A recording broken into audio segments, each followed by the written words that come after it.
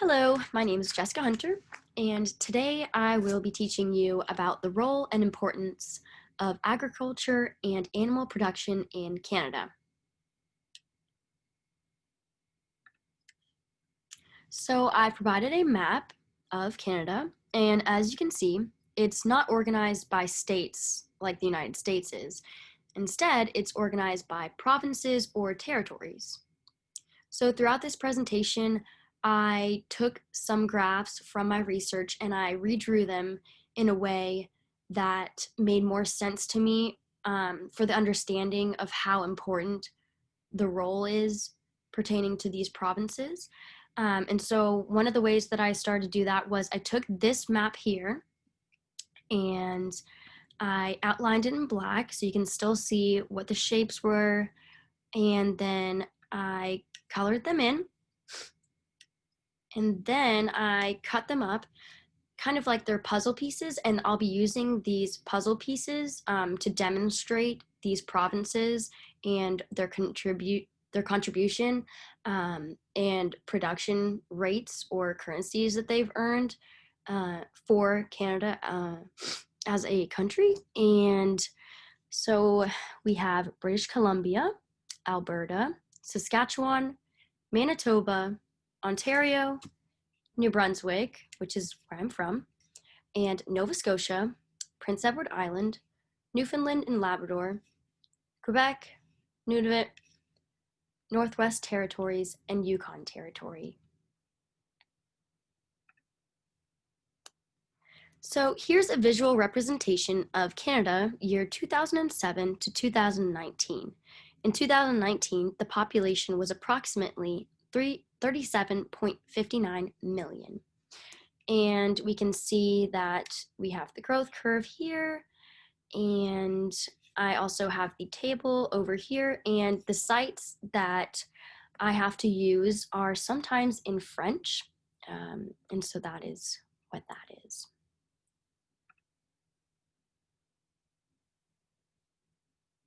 And speaking of people in the Canadian population, my entire family lineage is from Canada, and they still reside there. I was born in America, but I'm still a dual citizen, and I always make it a point to say that I was made in Canada. And since I had no other family in America besides my parents, I basically grew up in New Brunswick, which is right here. And in the picture on the bottom right corner, that's me with my two cousins. I'm holding up a UNB basketball. I was at summer camp at the University of New Brunswick, which is where most of my cousins, aunts, uncles, and parents went. And then one of my cousins lives in Newfoundland, and then one of them lives in British Columbia in Vancouver. And these are just some pictures of Vancouver, and this one is in New Brunswick. So diving right back in, approximately 81.4% of Canada's population is urban, and about 18.6% is rural. In 2019 to 2020, the growth period of Canada had the lowest annual increase in its population since the 2015 to 2016 period. The halt and reduction of international migration was due to the COVID-19 pandemic, which of course adds to the lack of an increase in population. This lack in growth is also likely due to the overall aging of the population, combined with the increase in reported deaths from COVID-19. Canada's fertile soil and various climate zones enable seed producers to grow more than 50 different crops. Canada's unique geography, which includes several different climatic zones and millions of acres of fertile soil, enables producers to grow diverse and numerous crops. So you can see that provinces and territories located farther up north experience harsh and extremely cold temperatures, which sometimes aren't the best environments for agricultural production, but we'll talk about that later. As you can see,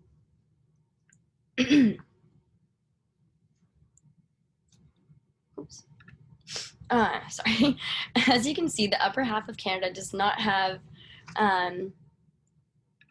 any given data for farm area or farm number values. So what I was trying to show you there is that these ones up here aren't on this list here. So those are the ones that are kind of more up north because they experience those harsher temperatures. So it's probably not suitable for most crops or even breeding some animals. If you add up these numbers here of all the farms in all the provinces from the chart, you'll get 193,000 farms in total in Canada, and that's for the year of 2016. So this map over here is showing the distribution of farms across the country and the average size or area in each province. So this graph shows the number of farms in thousands represented by the blue bars, and the average number of acres is represented by the brown line. So we can see the importance of agriculture through its increase in value, but we can also see it from taking a look at what an average farm would look like in 1871 over here and compare it to a farm in the year 2016. So what's happening in this timeline? Well, over the span of 150 years, Canada's production rates increased at large rates, growing at 14 times as much wheat and producing 10 times as many pigs and 5 times as many cattle. We can see that the total farm sales in Canada went from being in the mere millions in the 1900s, and then looking at the financial impact of farming and agricultural production, we can see that the development was very beneficial to both the economy as well as for our farmers, because in the 1900s, the average farm was making about $714 a year. Keep in mind that the value of currency this dated back was valued way more than it is now. But looking forward to 2016, the average farm sales are much greater. Farm capital value has clearly expanded and grown over time. The total farm sales of Canada in 2016 is in the billions of Canadian dollars, with what used to only be in a minuscule millions of dollars in the 1900s. These are the main commodities in Canada, represented to you in a map of Canada indicating what provinces or territories these commodities are mainly produced in. The North is currently working on cold climate cultivation. They are identifying the challenges of producing food in the North with traits that can thrive in northern climates in hopes to create new economic opportunities. So that would be these ones over here. We can see that the lower half contributes to most of the livestock production, and you'll see more of this throughout this presentation.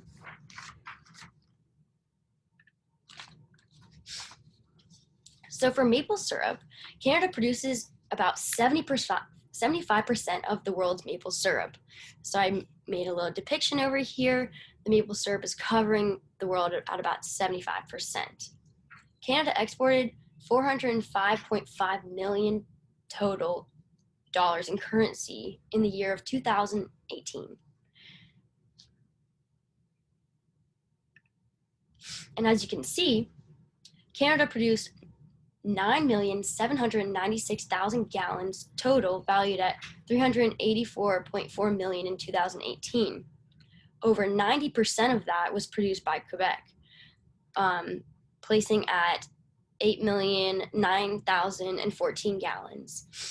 So you can see that Quebec is the one that produces the most of the maple syrup that Canada produces, and then the values get smaller as we go up. Here are the largest acres of field crops in each province in the year 2016. In 2016, Canada contributed 67% to global canola exports. Here's the canola over here in the key. And canola was developed by a Canadian scientist and planted by Canadian farmers, which I thought was pretty cool. And Canada is the world's largest exporter and one of the largest producers of flaxseed, canola, oats, and durum wheat. So now let's talk about the seed industry. The Canadian seed industry is the critical first link in the agri-food value chain. So here's my chain that I've created, and because seed industry is so critical, I went ahead and started with that. So the seed is the starting point for growing crops. that produce food, feed, and bioproducts such as feedstock for biofuels. Canada is recognized worldwide as a leading producer, processor, and exporter of high-quality seed for a wide range of crops, contributing billions to the Canadian economy and providing jobs for thousands. In 2017-2018, Canadian seed exports went to over 100 different countries and were valued at approximately $646 million.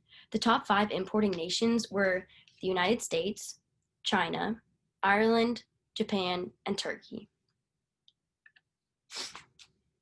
According to Statistics Canada, total gross operating expenses for Canadian farms in 2018 were $50.7 billion, of which commercial seed accounts for $2.8 billion, or 6%. So approximately 190,000 farms reported seed expenses with an average of about $14,700 per farm. So now I'm going to talk about tons of protein. That's a little joke here, tons. So in 2019, Canadian farmers produced 1.30 million tons of chicken and 1.26 million tons of beef and 2.17 million tons of pork and 82 million dozen eggs. These numbers are showing you how Canadian farmers provide a vital role in Canada's food chain. So I'm going to show you what provinces provide the largest livestock sales and what farm types they pertain to. So keep in mind that this is all in Canadian currency, and currently $1 Canadian is equivalent to 76 cents in US dollars. So the 4 farm types that these provinces greatly contribute to are hog and pigs, beef cattle, poultry and eggs, and dairy and milk. So I went ahead and drew these myself because I thought it would be a lot easier for you guys to understand. So for beef cattle, Alberta is the largest contributor with 7.4 billion, and right behind it is Saskatchewan at 1.7 billion. And then for dairy and milk, we have Quebec with 2.7 billion, Ontario with 2.4 billion, Prince Edward Island at 86 million. And then for hogs and pigs, our only main contributor is Manitoba with 1.1 billion. And for poultry and eggs, we have a couple of contributors. So we have British Columbia with 786.8 million, Nova Scotia with 187.2 million, New Brunswick, yes, that's my hometown, with 126.3 million, and Newfoundland and Labrador with 64.5 million. So I made a couple of graphs to show you the history of poultry and egg production. So this graph represents the annual amount of production of both chickens and eggs measured in tons. So this graph spans over 50 years from 1968 to 2018. So these statements here on the left, I want you to pay attention to. So I have that chicken production grew more than egg production in these 50 years, but egg production had the higher growth rate from 1998 to 2018, which is a 20-year span.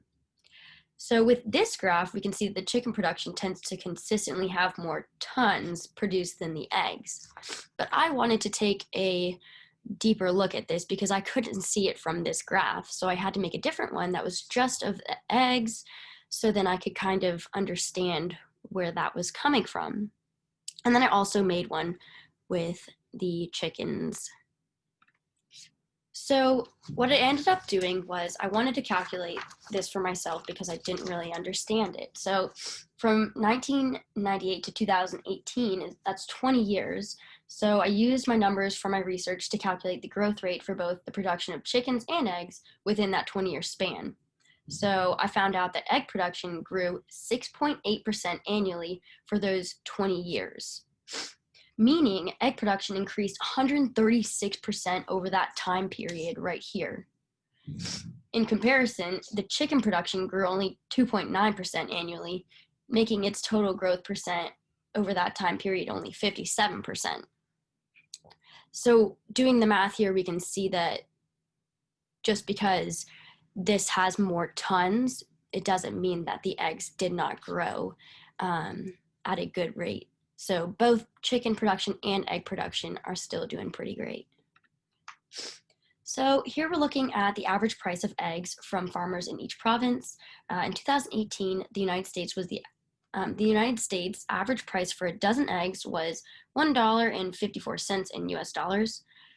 So if you convert $1.54 of US dollars, it's equal to $2.01 in Canadian dollars.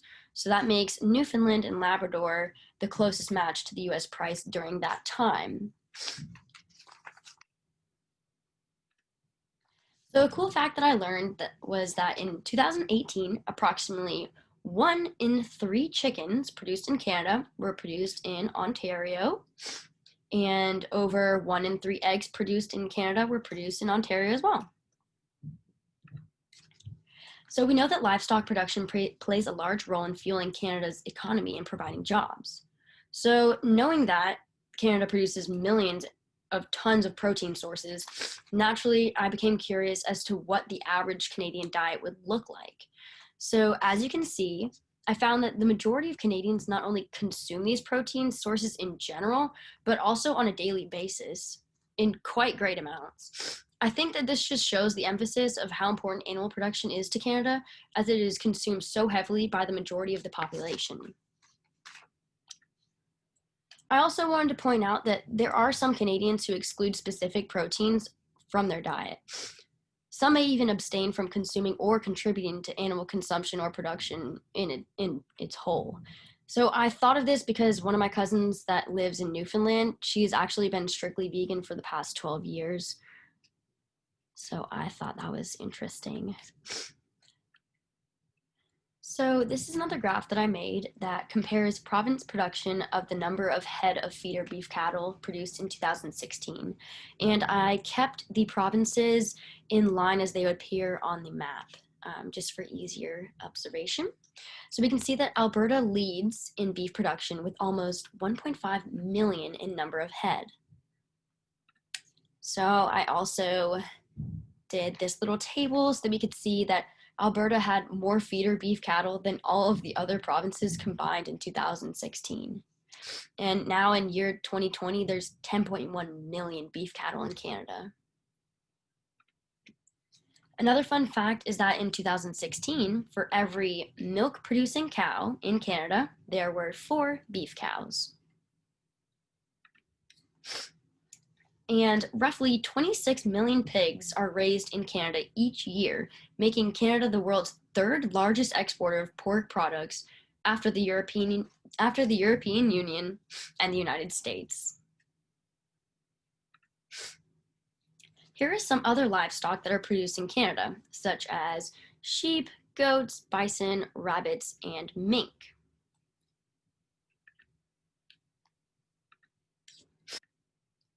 So when taking a closer look at these livestock that were produced, I noticed that mink actually are quite a large contributor to Canada's economy and providing jobs for the population.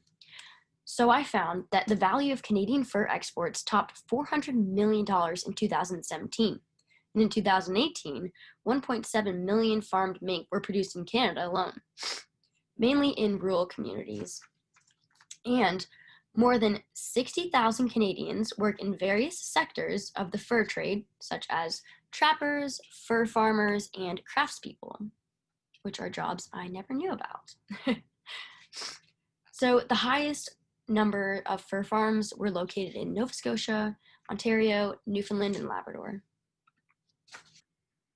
So now we're going to look at some challenges. The African swine fever was a recent issue that the Canadian pork industry faced. After the emergence of American swine fever in China in 2018, China placed a ban on Canadian pork in 2019, which then resulted in trade issues with China. And impacts of COVID-19 significantly affect food processing, manufacturing, and animal production, not only in Canada but worldwide. And scale of production is severely affected by physical distancing guidelines and employee safety. And also because of COVID-19, there were temporary plant closures that reduced processing capacity and market supply. Another challenge that Canada faces is the global market response. So the Canadian pork market and most of Canada's markets are closely tied to the US markets. And this means that fluctuation in the US prices will directly affect Canada's market. And once again, the challenges of producing food in the North is always a challenge. So here I'm showing you how each province contributes to the gross value of Canada's production of all agricultural and agri-food industries. So gross domestic product means the total value of goods produced and services provided in a country during 1 year. So the agriculture and agri-food industry contributes over $110 billion annually to Canada's GDP. Canada is the 5th largest agricultural exporter in the world, and the agriculture and agri-food industry employs 2.3 million Canadians. That's 1 in 8 jobs. So it's obvious that farmers have a large contribution within Canada's economy and job supplying. But I just think that this brochure really helps point out the amount of food that the farmers produce for the Canadian population. So, for example, Canadian farmers grew 32.3 million tons of wheat, which would have been processed into tons of flour. And I think this wheel just really shows the whole Canadian diet as well. So we have milk that's processed into dairy, like hard ice cream, cheddar cheese, yogurt. And fun fact, for some reason, everybody in my family loves to make homemade ice cream whenever it snows in Canada. You have to churn it yourself. You might want to try it. It's kind of fun. Then we have Canadian farmers produce a wide variety of fruits and vegetables like cranberries, blueberries, onions, carrots, apples, tomatoes, potatoes. I honestly think that they produce more potatoes than this because the amount of Lay's chips that they have in the stores is kind of crazy. They also have dill pickle chips and ketchup chips, which is very interesting, and I don't think that America has that yet. And then, of course, we know about the maple syrup. I've tapped my own tree before to get some maple syrup in my cousin's backyard, and it was pretty interesting. So yeah, I really do like this brochure. So, in conclusion, Canada both heavily supplies and relies on agriculture and agri-food production. Throughout this presentation, I have displayed this supply and demand in many forms. To summarize, we looked at farm capital and sales throughout history. This growth and expansion of farm area and numbers allowed for Canada to meet the needs of a steadily growing population with international migration on top of that. We also discussed that Canada's soil and various climate harbors a perfect environment for a large diversity of crops, seeds, and livestock to thrive in. Canada is covered in numerous major agricultural commodities, spreading out amongst all of its provinces, such as maple syrup, hogs, pigs, dairy and milk, poultry and eggs, beef and cattle, even canola exports, seed exports, the crop production, seed industry, they're all important major commodities. And all of these industries and production of products play a large role in contributing to the Canadian economy, as well as to supply jobs for its own population.